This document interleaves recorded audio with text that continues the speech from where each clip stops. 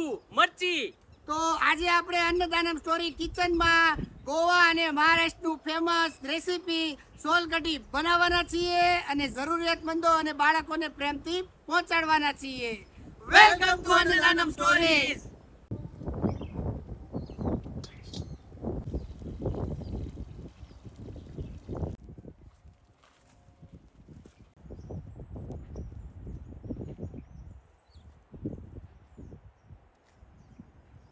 ગરમ પાણી, કોકમ,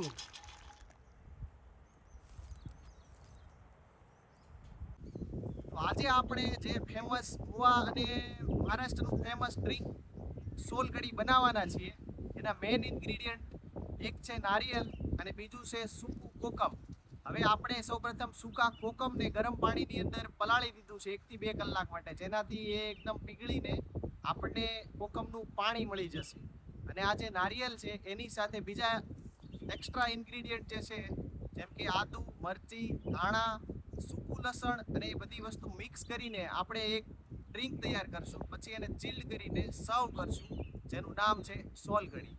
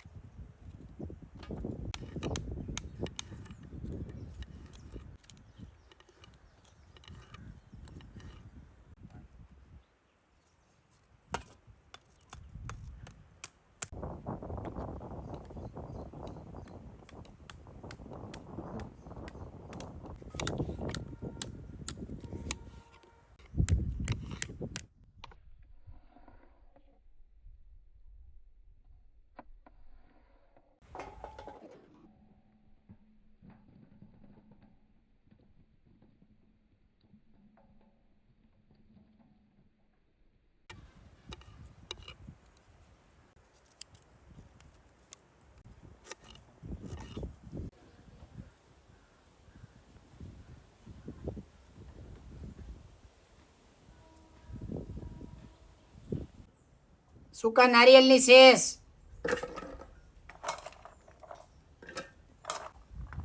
બીટ,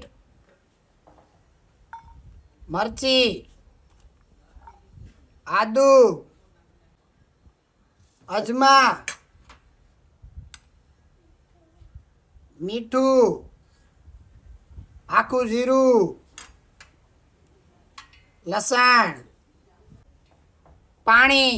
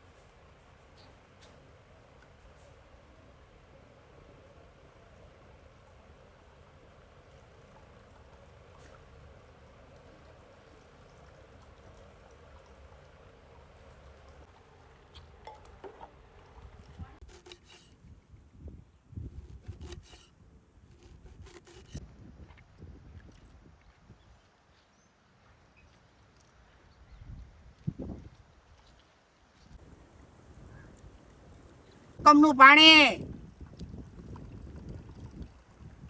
લીલા ધાણા,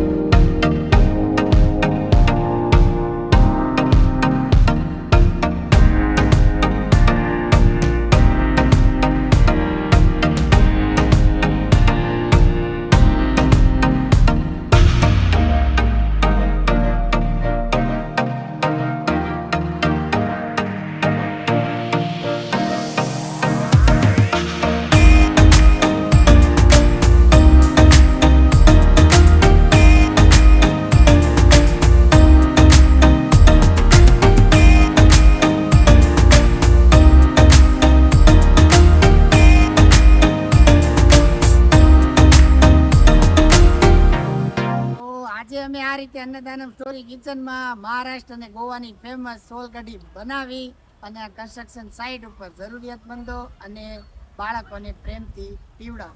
જો તમને અમારું કામ ગમ્યું હોય અને અમને સપોર્ટ કરવા માંગતા હો તો અમારી બંને channel Annadanam stories, Annadanam stories બ્લોગને લાઈક, શેર અને સબસ્ક્રાઇબ કરતા રહો. અને અમારો આ વિડીયો ત્રિમૂર્તિ ચેરિટેબલ ટ્રસ્ટ દ્વારા મેનેજ કરવામાં આવ્યો છે.